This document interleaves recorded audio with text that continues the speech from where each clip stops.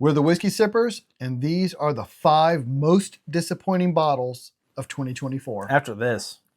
All right, guys, we're back. So 2024 had some hitter bottles, and it also had some misses. A little outside, and some bottles that were just straight not in good. The dirt. Or we had some balls in the dirt. Didn't live up to the hype. Yeah. Or they promised, and then they did not deliver. So for sure. To start it out, we did a review on this one.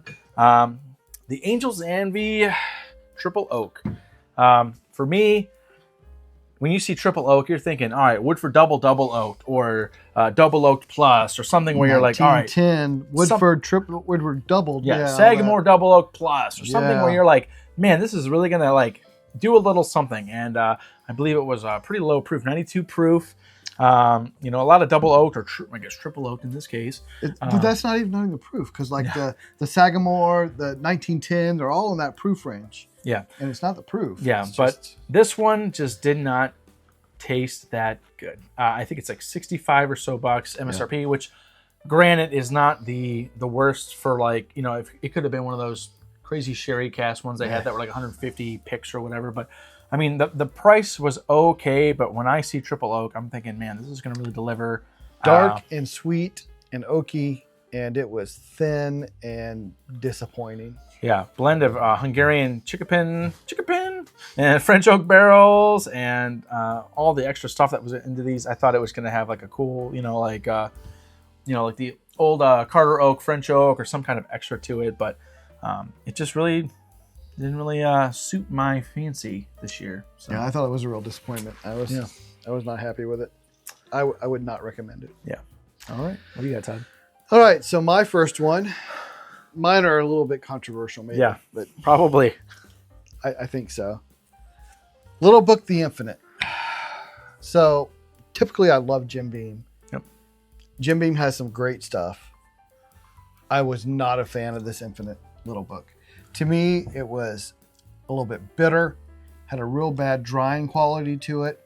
And looking into it, I know it had some of the brown rice distillate into it. I did not like their master distiller brown rice release. And I think that's why I didn't like this maybe. Mm. But particularly at $200, way overpriced. Yeah. It just was not worth, it's like the juice not worth the squeeze, right? Because the Booker's, the reserves was fantastic at like 140. Yeah. And then at 200 for something that's just not as good. It's not as good as on the palate, not as good on the finish, overpriced, not worth it.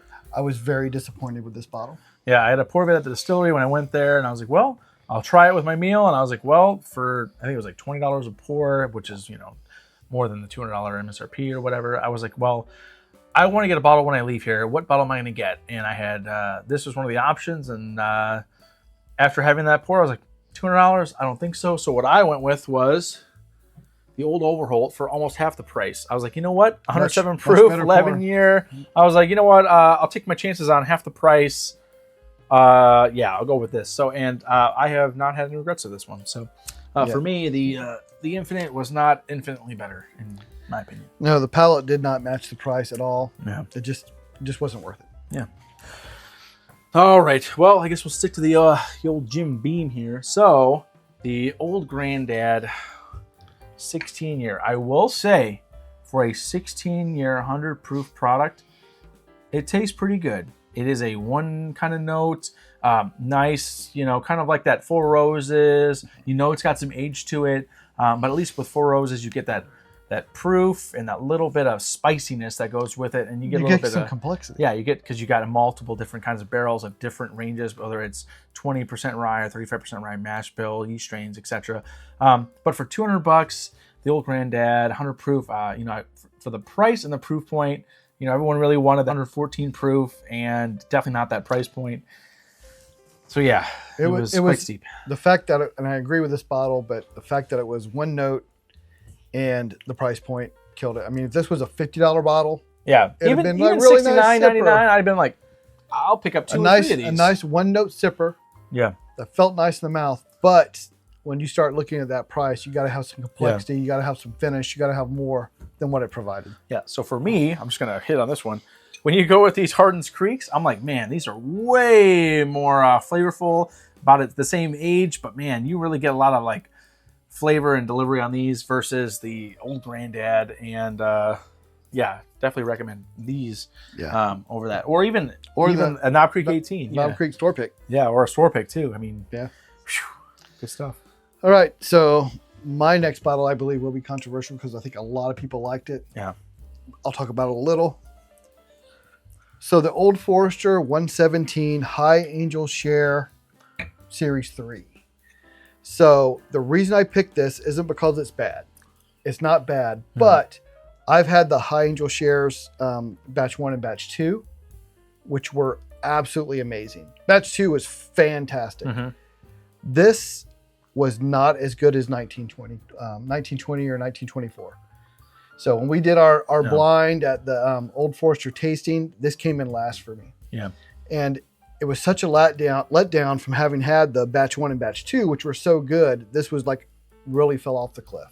So it's not that it's bad, it's that it's bad compared to its previous releases. Yeah. And the fact that it's a $3.75 at $65. Yeah. If you can find it at that. Yeah. So, to be a more limited release at that price point, and you already had the other offerings that were like a little bit better, you kind of want to be like, all right, well, you gonna keep that up, or you can't have a batch 1 and batch 2 that were really, really good, and the batch 3 which just didn't match up is what made it a letdown for me. Yeah.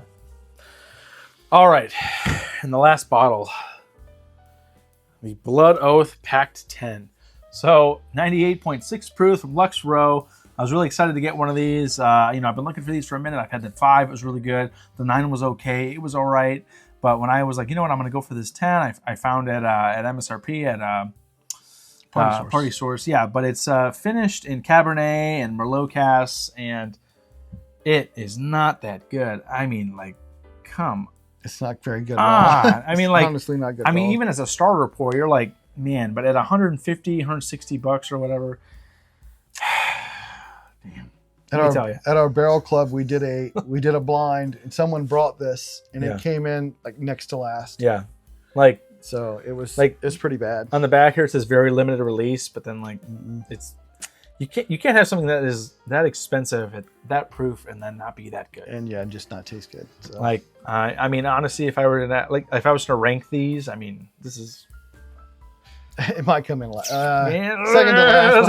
That ain't limited. But yeah. So for me, the Blood Oath Pact 10, it really says the oath, the Blood Oath attests, and it really doesn't attest anything, in my opinion. So, these are our kind of like letdowns of the year. If you have something that you recommend that we try to stay clear of, or that other people should look out for, or something that you're like, don't buy this. Or what'd you buy that you're like, this is not worth it at all? What's the wrestling guy, McMahon? The Vince McMahon. Yeah, don't do that one.